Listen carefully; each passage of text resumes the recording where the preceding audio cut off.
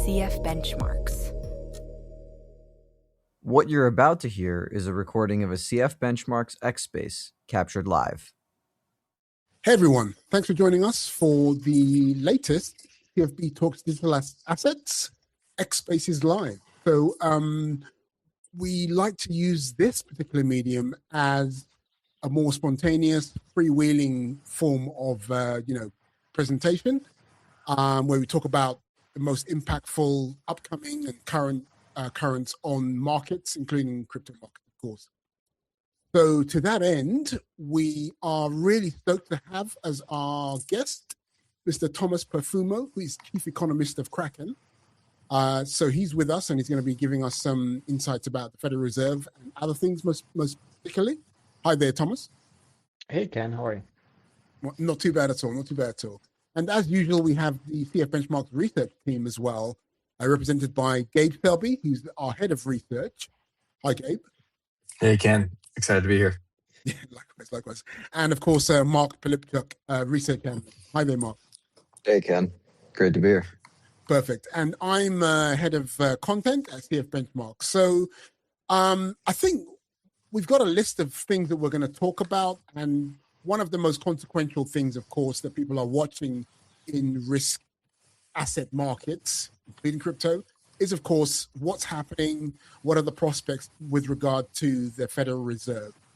Now, I guess the headline that a lot of you would be aware of is the fact that the Department of Justice dropped its investigation. I think it was. It doesn't necessarily hadn't reached the formal litigation stage, but its investigation into Jerome Powell, Fed chair.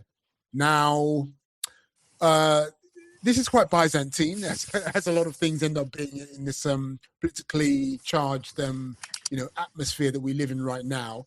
But it is quite consequential because for several reasons, it was essentially a blocker, this litigation or this investigation, to the orderly succession process at the Fed. So Thomas, I know that you're an ardent Fed watcher. You're definitely the expert Fed watcher in the room today. Tell us the significance of the Department of Justice dropping its investigation into Jerome Powell. It was significant in the sense that from a process and procedural standpoint, it got rid of the final blocker for Kevin Warsh to get confirmed for Fed chair. So he, prior to the investigation being dropped, one of the Republican senators, Senator Tillis, had indicated that he would not vote in favor of the nomination, but for the investigation or the probe to be finished. So, and because this was expected to be a party line vote at the committee level, this was obviously consequential. So that dropped, and immediately after, shortly thereafter, the nomination moved past the committee. Now it's going to go to the Senate for a full vote for confirmation. So procedurally, that's over with. The lingering issue is what we learned yesterday, which is that apparently that was not enough for Jerome Powell to leave his post as board governor, which does not expire until January 2028. So we kind of got a mixed bag yesterday, I would say, out of this investigation or probe conclusion news at the end of the day. Yeah, just quick, real quick follow up on that, and then we really need to spin around the room because this is something that you guys can all contribute to. How credible is your reading? It may be a bit difficult to answer because we're talking about a lot of stuff that is in flux. But how credible is this suggestion by both the president and the Jeanine Pirro, I think the Attorney General. Attorney General, to essentially, in spirit, leave the probe or leave in the sort of be on an investigatory stance with regard to Jerome Powell, and therefore, just judging by what they've said, even though that this case has been dropped, it's possible, judging by what they've said, that there could be further litigation somewhere down the line, not too far. I mean, and therefore we are not out of the woods, and therefore, the succession process is not has not been resolved. I mean, what's your reading of these additional elements?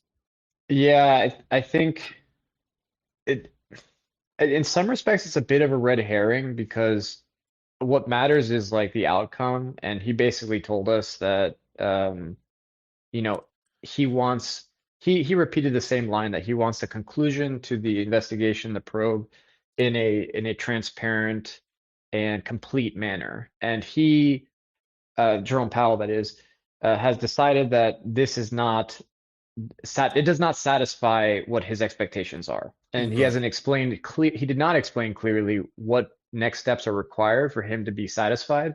Yeah. He did interestingly use the language, it's at least this consideration, this issue that needs to be done before he feels it's appropriate for him to leave. So he kind of left the door open, is my interpretation. And like I said, at the end of the day, like the question that I'm focused on is like, what is the new reality given the conditions we have now? And my expectation is he's told us he's going to stay, at least for the near term, and that I think delays the prospects of rate cuts at this point for a bit. Right. That's the key. That's the most consequential aspect, isn't it? Yeah. So, I mean, Gabe and Mark, what do you think? I think I just want to jump in. Overall, what this really kind of does is just add one extra layer of uncertainty as far as for us forecasters to try and determine, a clear path for the Fed, because of the fact that we all know, I think we would all agree that the president wants lower interest rates, right? That's pretty straightforward. His objective of achieving that has now probably gotten a little bit more difficult, a little trickier, because of the fact that with Jerome Powell staying on, well, that kind of prevents Trump to appoint another person to, like, an additional appointee to jump in the seat. Right now, Stephen Myron's been kind of like a temporary fix for a vacant seat, and if Warsh gets confirmed, which is pretty much a shoo-in now that he's cleared the Senate Banking Committee, he would have to, I assume, take Stephen Myron's seat. That is a big deal in a sense that he has been kind of the sounding board for the administration for rate cuts. I mean, every meeting that we've had since he's been a voting member, he's dissented and dissented vehemently for like a 50 basis point rate cut. So you take that dove off the table.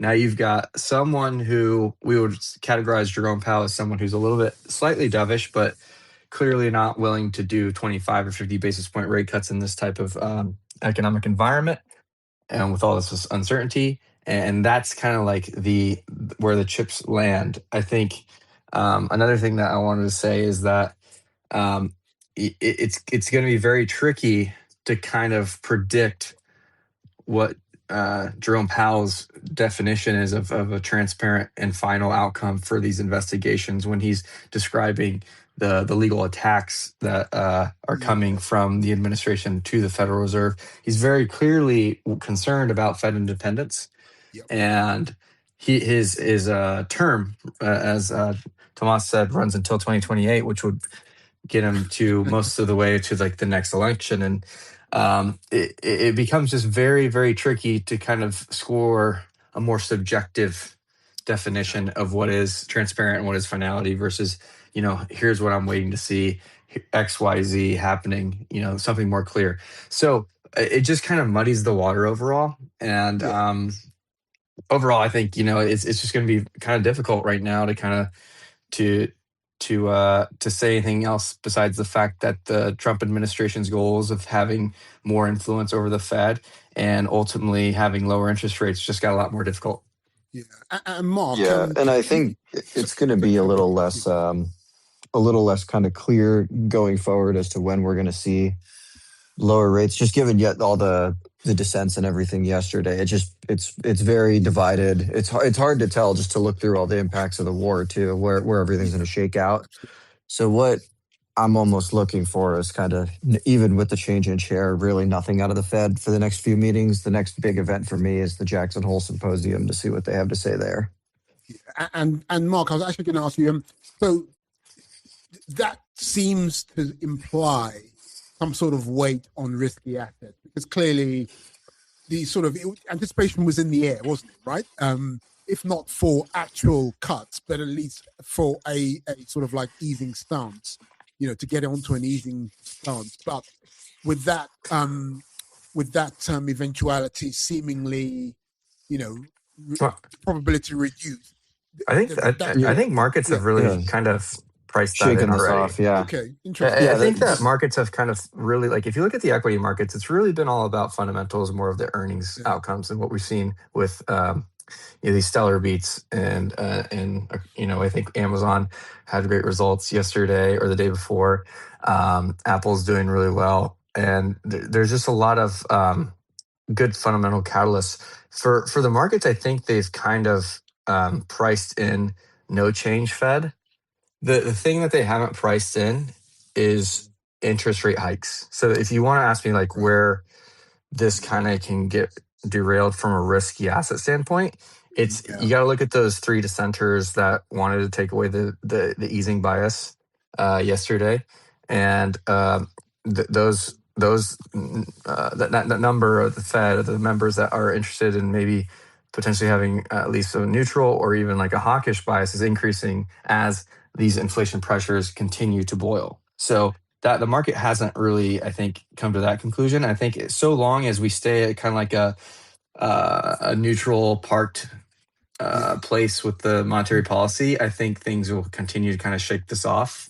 It's just really, we gotta see if this type of inflation is stickier and it kind of prolongs any sort of progress with price stability. Yeah, the only market this is really rough for here is the bond market. I mean, we've got the 10 years up 6 basis points on the month again. It's at about 4.4 right now. So the bond market seems to be pricing for either higher inflation or higher in growth, or some combination of the two. On that market front, guys, I want to double click on that, and quite neatly circle back to the personnel, the politics. So in reaction, I think, there's so much happening. I'm not sure what the reaction was, whether it's causal, non-causal. He was going to say it anyway. But Jerome Powell, in the wake of the interest rate decision, which we're going to talk about as well, bit of a damn squid, but we'll talk about it anyway. He actually stated outright that he would, as you suggested, as you indicated, Gabe, he intended to remain at the central bank as a member of the board of governors, and he will not leave until the controversial criminal investigation, whatever shape it may take going forwards, is well, and this is a quote, well and truly over with transparency and finality, right? So given that, we know that for sure, at least we know that he said that for sure. There may be something down the line, maybe 6 months, a year, that makes it that he's not going to necessarily stay on as a governor. But where we stand right now, what levers can he pull that have an impact on that rate path that you were mentioning? Gabe, can you jump back in and take it from there? Well, he was very explicit in saying that he wants to keep a low profile as a voting member. So he seems to be respecting, the incoming Fed Chair Kevin Warsh's, I would say, influence, and in a sense that he wants to not, kind of be a member of the committee as kind of like a pseudo co-chair that was just, technically replaced, but more so he's really going to try and keep a low profile. So, I take him at his word for that. I think what I'm going to be kind of focused on is kind of the SCOTUS ruling for Governor Lisa Cook, which could be coming soon in the next few weeks. Yeah. That is testing the presidential authority to remove any sort of Fed governor, I think in quotations, for cause. That power has never been really tested before, but we know the administration wants to remove Governor Lisa Cook for apparent mortgage or alleged mortgage fraud.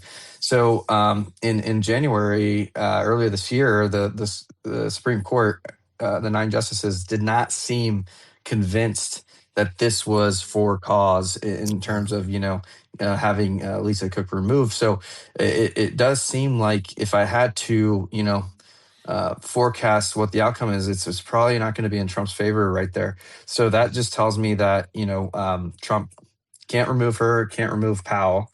And if you want to ask me what are the scenarios that get us to lower interest rates, specifically now, I'm looking for softer economic data. It's no longer going to be, I think, a run it hot scenario. I think the scenario that I initially was my base case, which was more of a direct influence with the administration on the institution of the Federal Reserve, is quickly deteriorating, and it's going to be a much kind of more kind of traditional Federal Reserve regime change. Because remember, Kevin Warsh will be the chair governor. It seems like, barring any sort of incredibly extraordinary circumstance, that means he just has one vote, just like the rest of the members. Right. He will be the leader, but he ultimately has to convince the rest of the voting members to go along with his recommendations. And that is going to be, I think, another job entirely that we will see how well he can do that. And barring any real, dramatic decrease in economic output or employment or progress in inflation, it's probably less likely that he's going to really have much influence there. Yeah, I mean, he has. I'm talking about Kevin Warsh here. Has in hearings, in sort of confirmation hearings, stated his intent. Sincerely, it appears to be independent, but a number of dynamics would seem to militate against that. Not least the fact that if Powell does actually remain on the board of governors, regardless of what he says, as a former Fed chair who basically steered the economy through several, difficult patches, basically saved the American economy from a recession, apparently. Is it credible that if Warsh or anyone else says, we're going to cut rates, and Powell is against that, is it credible they're going to actually go against him intellectually? Yeah, I would say yes. I think it's very. I think that yes, if he thinks he can, and I'm not saying that he does. I just think that if anyone thinks that they're going to probably be joining this group of governors and just have an easy time, probably cutting rates, with barring any traditional economic frameworks that would tell you that you need to cut rates, which we know right now that's. The picture doesn't probably warrant it too much, except for the fact that the employment data has been relatively weak. They're going to have a very hard time, and that's true for Kevin Warsh, and also for I think anyone else that would be trying to do this, just because of the way that the way this is all kind of shaking out. Hey, Thomas, I'd love to hear your take, but also before you do, can you tell us what I'm sure you know, chair pro tempore means and the significance of it. I don't know if this is something that Powell himself has mentioned. Oh, this is the pro tem comment Yeah. you made? Yeah. I think it was just a formal way of saying that I'm going to still act as the chair until the next chair has been procedurally confirmed. So I wouldn't read it on like anything into it. Right. The open question was, if his term ends and the next chair hasn't been confirmed yet technically, does Jay Powell remain it, or is the vice chair the one who takes over the temporary position? So to me, it was not very meaningful, the pro tem concept. And what's your view on let's say the next Warsh gets confirmed? Yeah. The way things stand, Powell is still a governor. Yeah. How does that play out in terms of the rate path, in your view? I mean, ultimately speaking, in my opinion, the two have very different philosophies about Federal Reserve policy, about economic policy, etc. And from my research, all the people who had dissented yesterday with a hawkish bias were the same people that I had labeled as skewed hawkish. So there wasn't, from a voting makeup, to me, this whole story about Jay Powell staying on the board is what Gabe articulated earlier, which is that's just one less potential seat or vote that you could secure that has more of a dovish agreement. Because I think Jay Powell skews dovish in general, but he thinks that things are cozy right now. So he's not inclined to like Moran, like dissent every time and say, we need to cut now. So the question becomes, in my opinion, it's not that it's impossible to get rate cuts done. It's this, and I think Jerome Powell did a decent job yesterday articulating it. It's like the job of the chair role is to build consensus among a group of 19 people, a dozen of which are voting members. It's not an easy job to do. And what we're talking about is a transition where you have an incoming Fed chair who has a very different view of the world. And so, like, during the confirmation hearing, he mentioned that Kevin Warsh prefers trimmed mean averages when it comes to inflation markers. And if you look at the trimmed mean averages, they're closer to 2%. And so under his view of the world, he's thinking like, yeah, based on the data, like we're already at price stability. I want to look forward to a world where I think AI advances a year from now. I know monetary policy lags, so I want to get ahead of that. Like that's kind of how I think his philosophy skews. And the question is, how quickly is this board, how quickly and confidently does Kevin Warsh believe he can convince the board, at least a majority of them, to hop on with his proposals going forward? And so, it's kind of an open question on like his management style and how effectively he can build consensus while undergoing like pretty radical, substantial change from the status quo, because it's a style difference, a major style difference on all fronts versus Jerome Powell. Let's can I just add one thing about that trim mean?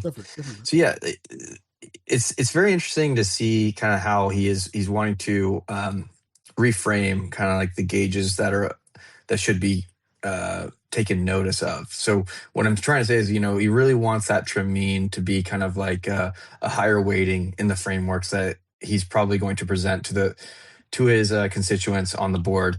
And as Tomas was saying, it is indicative of a softer pricing pressures picture, and that feasibly would help make the case for cuts. I think the problem is that the folks on the board are they're all pretty astute economists, and if you study kind of what trim mean averages do, they tend to lag during supply shocks.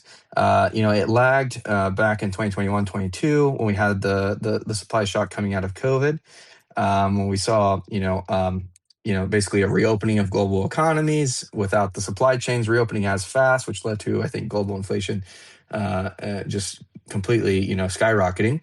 And now we're in another global supply shock as well. So I think a lot of the constituents are going to hear him say those words and say that's probably not the most appropriate measure to be looking at in this scenario, which gives me a read that this is probably not going to be a successful attempt to convince his voting members, because Tomas is spot on.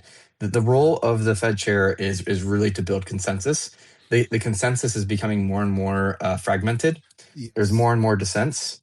And we like to talk a lot about the governors and the voting members that sit on the FOMC, but there's 23,000 employees at the Federal Reserve System across all the banks, and that includes so many, technicians and economists. And he's really got to kind of, I think, make his rounds also externally outside of the voting and non-voting members of the FOMC, and meet with the larger, broader group at the Fed to try and, I think, ultimately achieve more influence within the institution.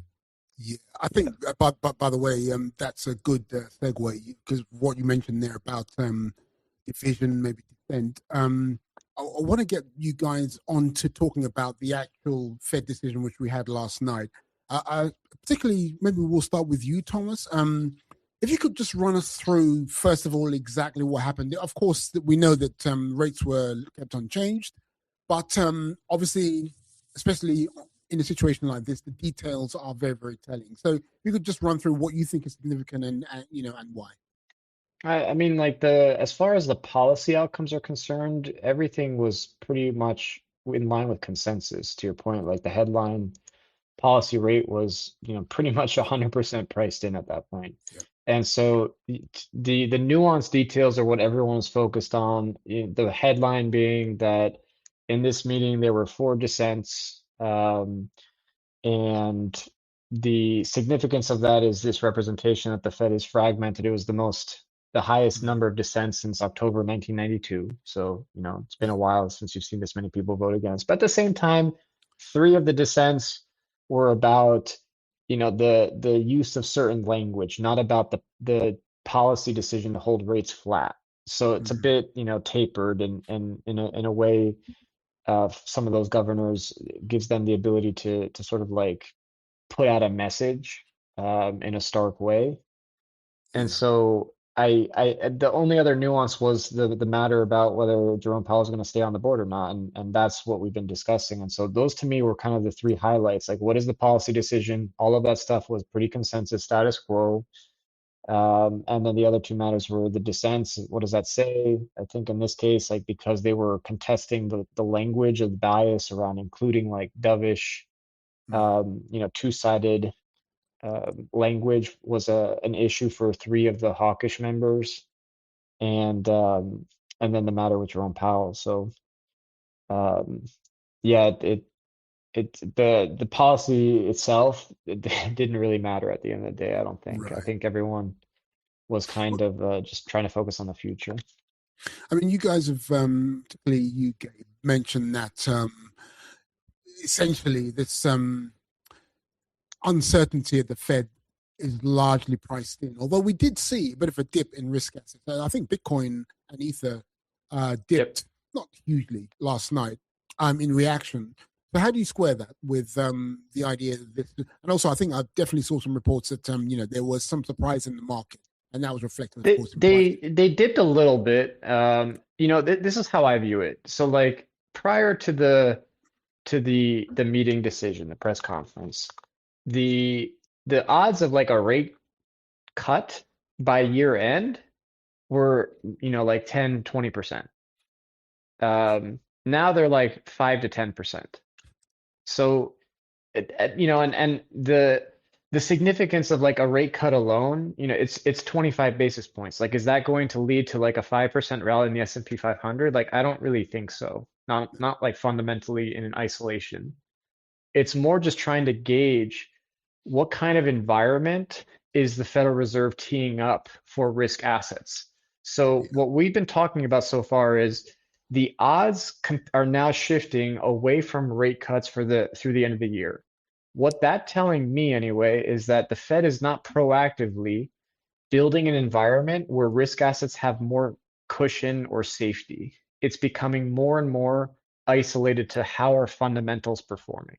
Yeah. Because if you told me, hey, the Fed's probably going to cut, an entire percentage point over the next year, well, then now you have a little bit of room for Amazon to miss earnings and still perform well. Yeah. Now it's more of an environment where Amazon has to perform well. Yep. And so it's not in of itself going to cause like a crisis or anything like that. There was already a tremendous amount of pricing or probability expectation that we weren't going to get rate cuts anyway. And so it's just marginally less helpful. The tail risk here that I worry about is when you have a Fed that is, fragmented. It seems like they have differences of opinion. You have this like politicization of the process, etc. It sets you up for an environment where if and when there is a crisis beyond this like supply shock we're dealing with Iran, are they going to be prepared to act quickly? Because, the other issue with risk assets is, what is my drawdown risk? And in this kind of environment, your risk is heightened that if things get worsen quickly, that you don't have a leadership, like the board in place in a functioning environment where they will act quickly with support.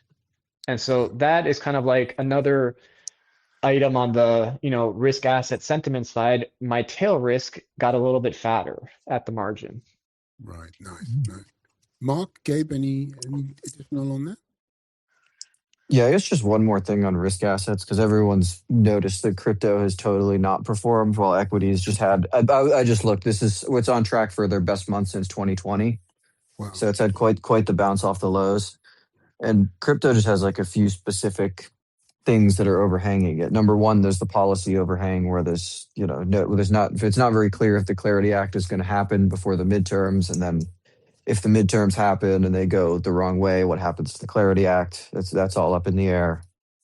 And then you also have probably still some residual fallout from the October 10th liquidation. Crypto did have a lot of retail participation, even though the ETFs do circulate a lot of money into Bitcoin and Ether. The rest of the space is mostly retail, and when you have everybody get liquidated for that much money, you're always going to have a little bit of time before they come back. Yeah, I was just going to add that it just kind of add a little bit more color to what Tomas was just saying, because I think it's important. But yeah, it really is going to become it's going to come down to a differentiation of catalysts for other asset classes. When you think about the monetary impulse of accommodated policy, it really is kind of like a rising tide effect. And so with equities, they have other catalysts as well, right? With crypto, I think we're seeing a lot of influence from that regulatory side that Mark was just talking about. So we need to see, I think, other catalysts support risky assets across the board. And I'm going to keep an eye on the relationship between Bitcoin and equities to see if they kind of start to recorrelate. They were last week. And if we can see kind of that kind of broader participation, that could kind of help keep sentiment going with Bitcoin. But I think we also have that on the agenda to kind of talk a little bit about what's going on with Bitcoin price later on. So I'll save some for that. Indeed. We should move on. We've got a couple of other things we want to touch on. And to begin with the next thing, I think it's fair to presage this one with saying that the actual US crypto investment product market kicked off January 2024. Coming up to 18 months, it'll be 18 months, I think, around June of its existence. And even if you just look at it as Bitcoin alone, it's around about 100 billion in assets under management.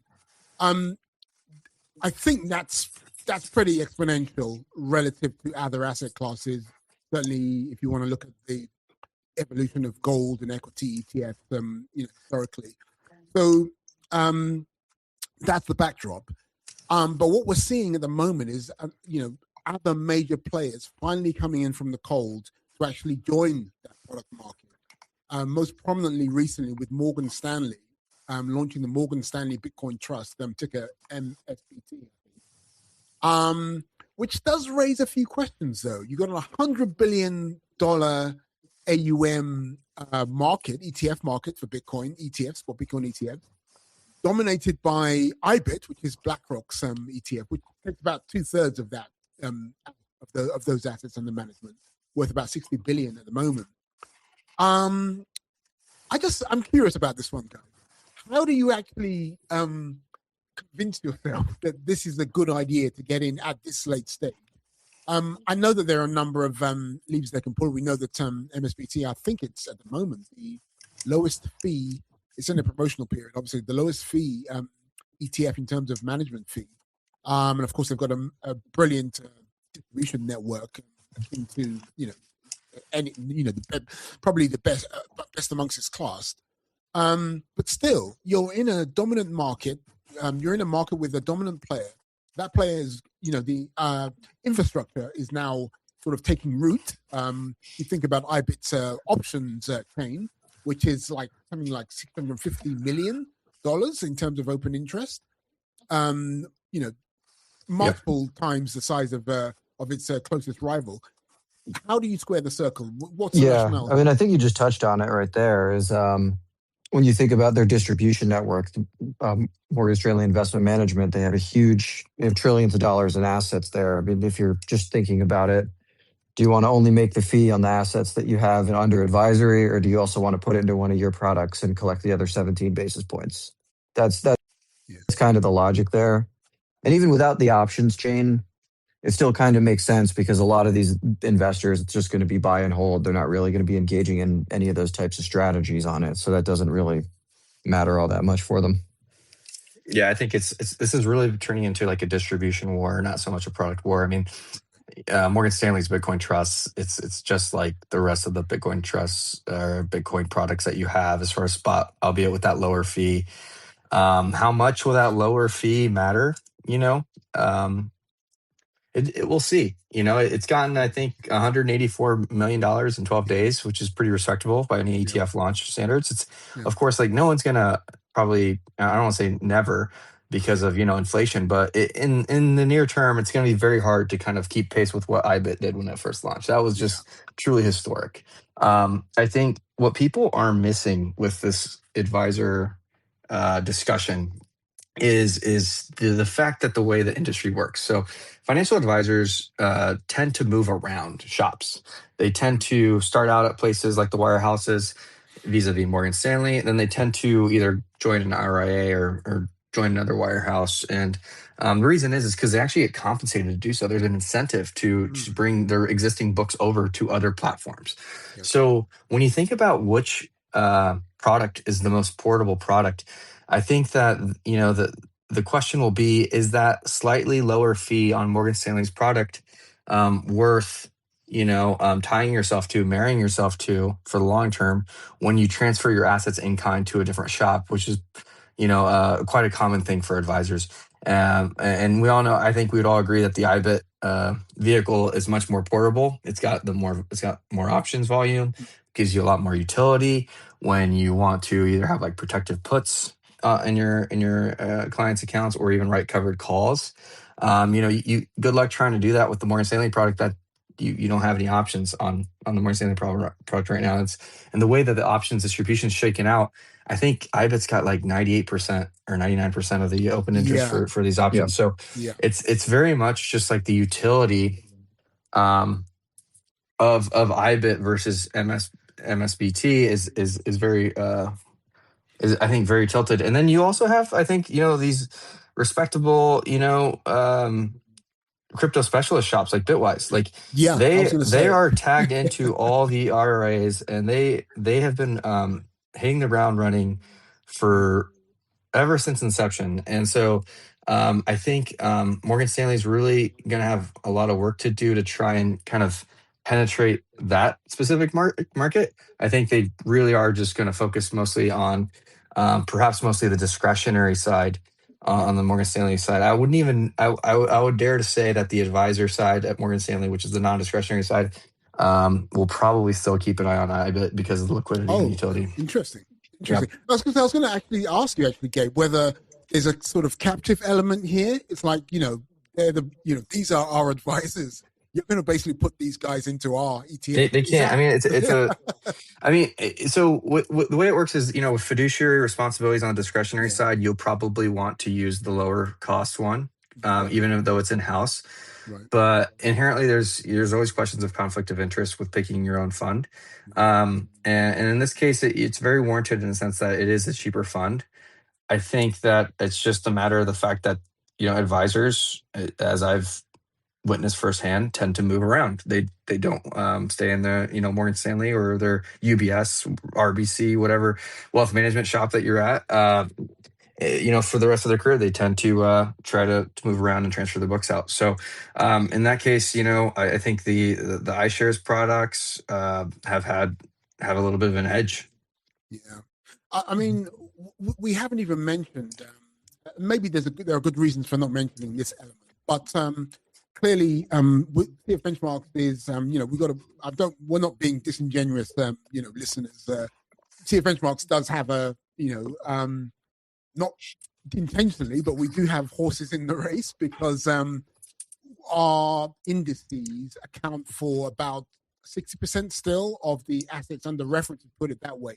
So therefore, we're talking about the ETFs that are listed out there are generally using CF Benchmarks indices to reference their Bitcoin prices, right? So there is an implied suggestion here. We don't have any evidence of it yet, even though the market's 18 months old, there's not really credible evidence just yet of, differentials in tracking. But there are advantages in having, your AP using one reference rate, the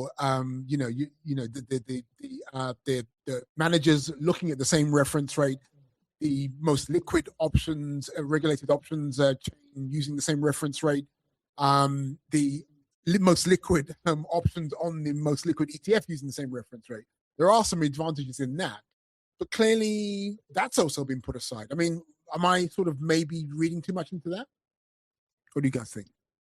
I mean, I personally would be surprised if there's any meaningful tracking error Yeah. from any of these. Even if you had independent reference rates, I think the fact that most of them use CF benchmarks reference rates just makes it likelier that they're going to be tightly performant amongst each other, and they're going to be more commoditized if your comparison is around fees.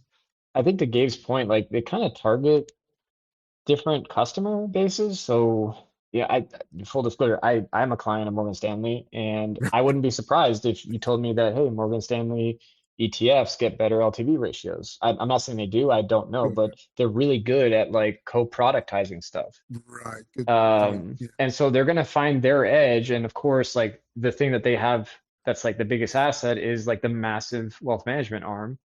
And so I'm sure they'll find like their niche. And, as far as liquidity is concerned, I'm not trading, I'm not slinging tens of millions of dollars of IBIT. So it's liquid enough for me, even if it's a smaller fund. So I think they're just going to be like, their own different markets for own different kind of institutional customer sets. And Morgan Stanley's advantage is that they have a direct relationship with this like wealth management crew. So I doubt that like fees alone or tracking error is going to be the big value driver. I think it's going to be other stuff. Mark, have you got anything to add to this one? Yeah, and I think Tomas has pretty much hit the nail on the head there. Another thing we should kind of talk about too in terms of filings that are out there, are like the Goldman filing and then the BlackRock filing for the income ETFs with the options. Yeah. That's I have a feeling those could be some pretty compelling products for a lot of people. There's already just been, we've seen with different vehicle, but the preferreds on MicroStrategy, Stretch, Strike, and Strife. There's been a lot of investor demand for vehicles that have yield kind of centered around Bitcoin. Yeah. And if you look at the existing covered call ETFs, there's a couple that are out there in the market. The trailing 12-month yields on those things have been hovering around 40%, just because Bitcoin's volatility has been so high. And for a while there was that skew on the options. If you looked at the vol surface, a skew towards call side volatility. So there was more call side than put side vol. That since has reversed in 2026. But if you just look at the levels for implied volatility using the CF Benchmarks Bitcoin Volatility Index, which is the 30-day, uses the 30-day at the money variance swaps to calculate that, it's remained higher this year than it did as an average in 2025. So we've seen higher volatility this year than last. And we've been in a market for Bitcoin that's been either down or sideways.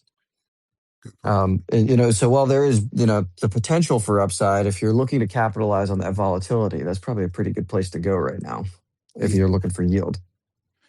Gabe, you want to jump in? Go for it. I think that it's telling that I think for Goldman Sachs Asset Management to kind of maybe not concede the spot war to the existing issuers, but they're basically looking around the corner to see what's next.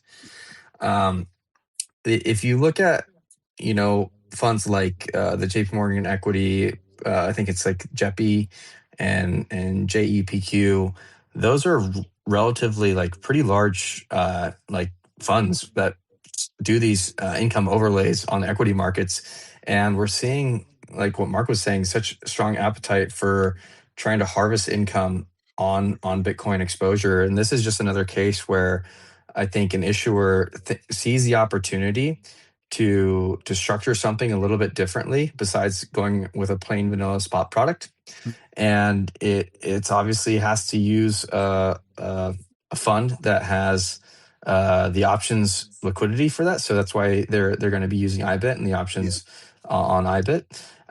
But it's also a tell of the difference, I think, between clientele of like Goldman Sachs Wealth Management and Morgan Stanley Wealth Management. So each bank has kind of like their asset management firm. Morgan Stanley's MSIM, Morgan Stanley Investment Management, and Goldman Sachs has Goldman Sachs Asset Management. The average client at Goldman Sachs, either private bank or private wealth management, is a much higher net worth tier, and so they typically are the investors that demand a little bit more of like a sophisticated product, and they're willing to pay a premium for that. So it's kind of a win-win from the issuer standpoint to have a product that they can probably have a higher expense ratio towards, and it's also a little bit more sophisticated in the sense that it can do something a little bit more than giving you the pure price exposure of Bitcoin performance. It can either generate yields, and I'm sure they're going to maybe perhaps look at other things too. There's a lot of interest in trying to structure specific outcomes in Bitcoin right now, whether it's structured products or using these regulated kind of ETF wrappers. One thing that I think maybe one angle we could take is that this is essentially Goldman Sachs saying we are, as you suggested, Gabe, standing aside from the plain vanilla, spot crypto market. I mean, maybe not for good. They may, we don't know what their additional intent may be down the line, but to join the market with something like this, we're talking about a 40 Act Cayman Cayman-driven vehicle, investing in an existing ETF with an options overlay. It's like immediately, higher reading level than we're used to seeing as an opening gambit, right? What is that telling us about? Maybe it's telling us something advantageous or something positive about the market, maturity of the market, or how would you read that? Well, yeah, these things are designed for the way these portfolios that these are going into look a lot different than your eyes portfolio. These when you have $100 million in net worth, definitely your portfolio, Mark. I'm just kidding. When you have $100 million in net worth, you're taking this would be like a very small position, I'd imagine, in probably their diversified alternatives bucket, which they have maybe 10% of their net worth in. You might put 1/4% or 0.5% of your total portfolio into this to generate some income or some uncorrelated yield. That's the type of thing that this is for. So it's a good sign because the institutions that manage these portfolios, so Goldman Wealth or Asset Management on the individual side, but if you think about it like from an endowment model, like if you had endowments or foundations or pensions trying to use this stuff, they're going to manage similar to these high net worth clients at Goldman. And that's really where all the assets sit in the world. They have some of the largest pools of capital out there. So if you're designing vehicles that they can use in those portfolios, that's a net positive for the crypto space in terms of inflows, because this is capital that otherwise wouldn't have flown in. Yeah, guys, we've got about 12 minutes to go if we're gonna come out at the hour. So let's talk about what I'm joking, not what we should be talking about anyway. We'll talk about Bitcoin and Ether and crypto and market influences, market sort of factors coming up that can impact the market. Gabe, you mentioned earlier, we talked on Bitcoin earlier, and I think maybe I'm bringing a little bit of a conversation we had separately, that Bitcoin had a good run over the last few weeks. I'm looking at my micro Bitcoin futures on CME, and of course there's a bit of a base in there, but the peak seemed to be on the 22nd of April, and that was pretty much $80,000. But since then, hasn't matched that, and it's been trending downwards for whatever reason. Let's talk through what we might be witnessing as to why. Whoever wants to go first, please take it. I can kick things off quickly with kind of what I've been seeing. Yeah. What I like to look at is kind of like the distribution of open interest on options markets, and in this case, I'm looking at the IBIT options market, and Bitcoin peaked exactly where kind of like the IBIT call wall was sitting. So in the spot market, it didn't quite hit 80, but of course in the futures market you have a bit of a basis, but it tagged around like I think 79,000 or something on the 22nd, which corresponds to IBIT being in like the $44 to $45 range, which is there's a lot of strike cluster right there.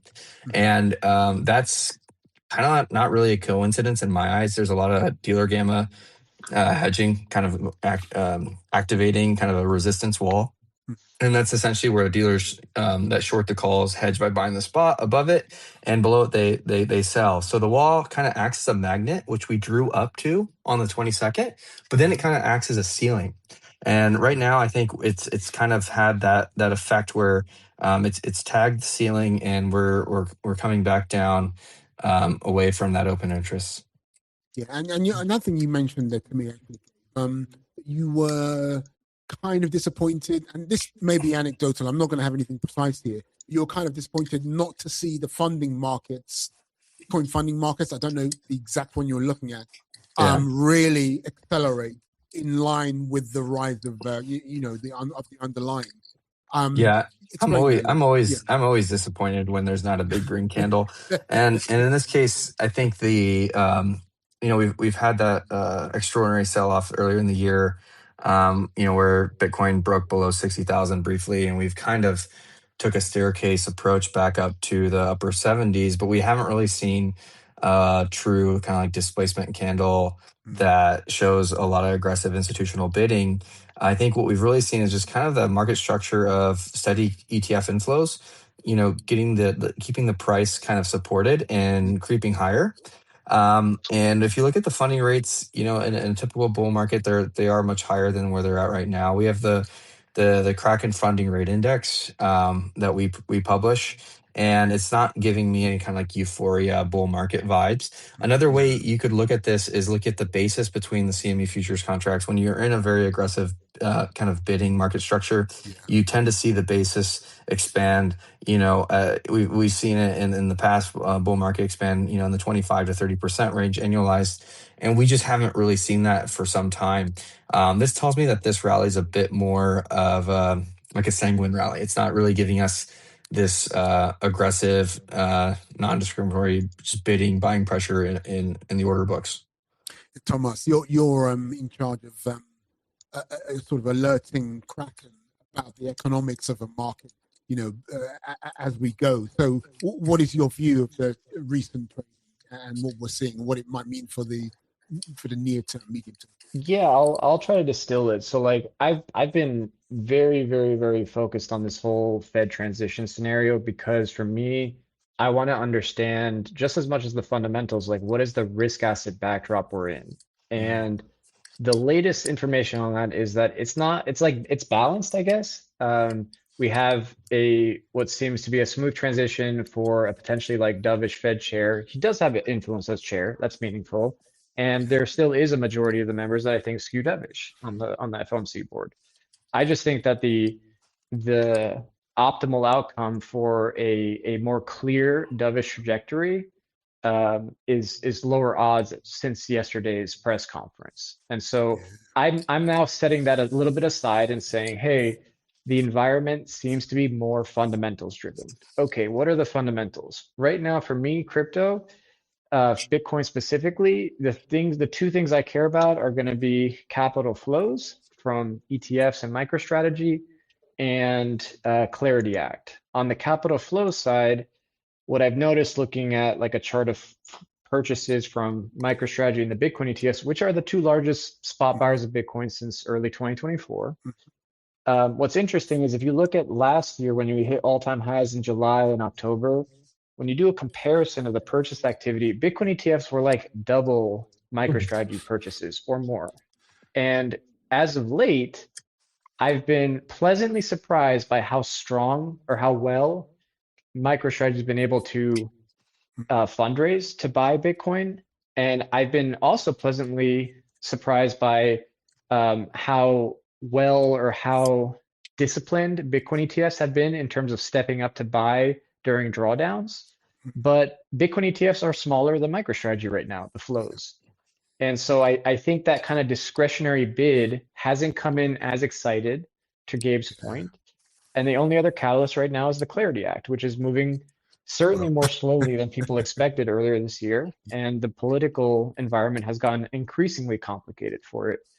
So it's a That's, bit of a mixed bag, but I yeah, do still skew a little bit bullish, just because of how much pain everyone went through, the yes, sentiment around the assets, etc. yeah. I, Excellent can I stuff. just add one quick Sure, thing? sure, Because sure. Tomas just reminded me of something. I think it's super important about the Fed. So I know earlier I probably sounded kind of bearish as far as my take of what's happening with Jerome Powell staying on, the situation with Kevin Warsh, and kind of the composition of the members, the post this transition. But one thing that I think we didn't talk about, and I'm just going to briefly mention, is that the fact that Ken Warsh is a crypto bull, and where they don't need to kind of, in a sense, like, okay, maybe rate cuts are off the table, but let's focus on other things that the Federal Reserve does. They are also very involved in regulation in the financial system. And now you have a Fed chair who's very, I think, pro crypto explicitly.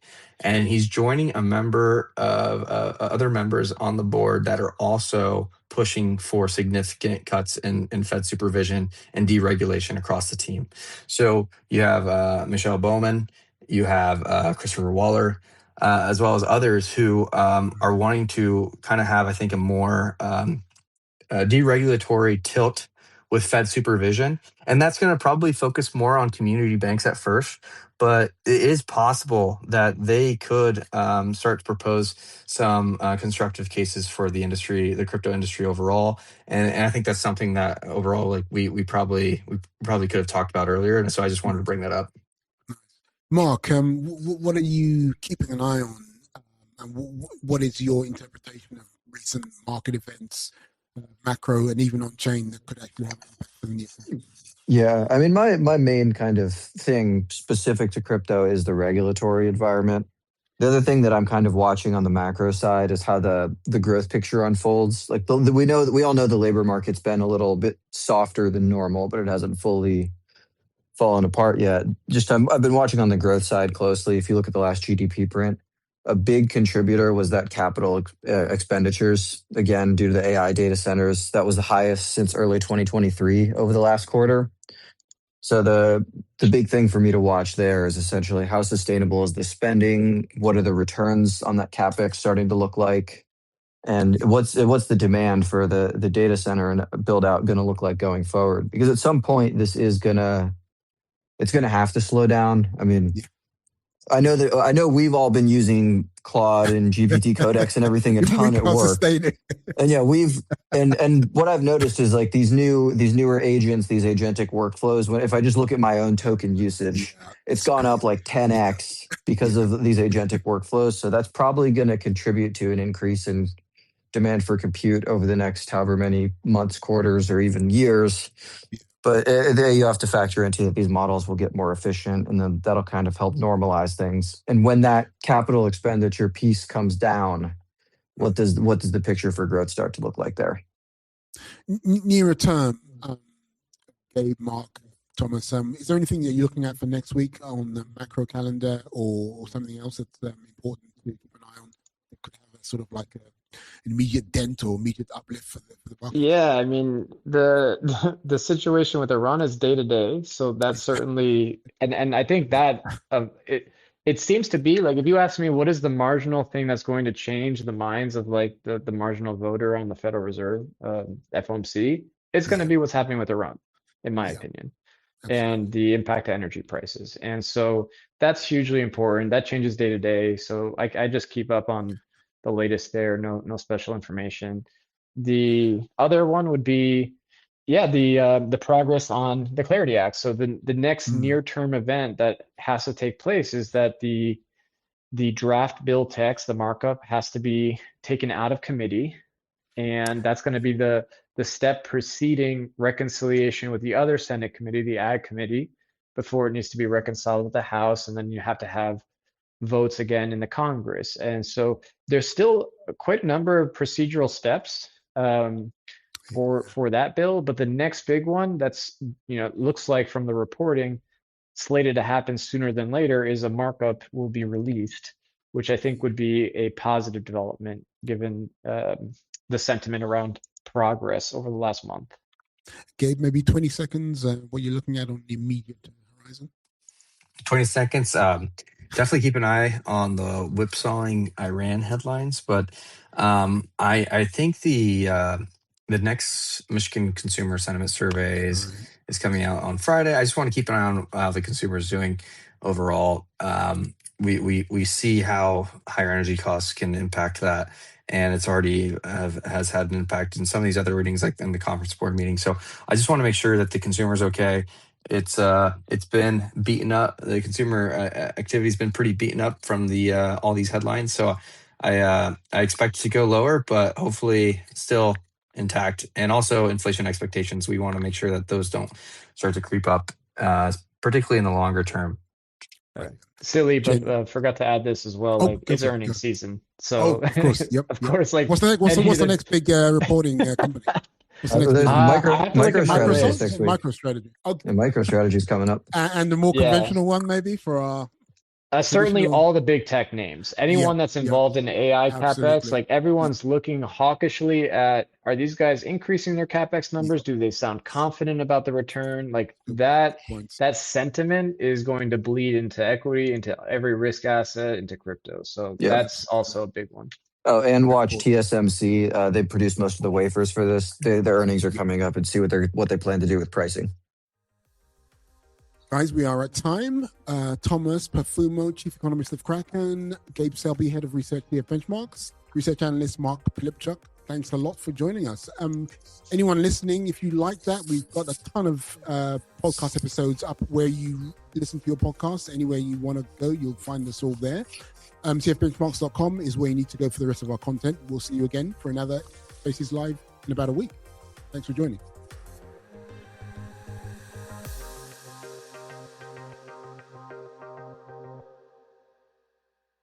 Thank you for listening to CFB Talks Digital Assets. This recording is for informational purposes only and should not be considered investment advice.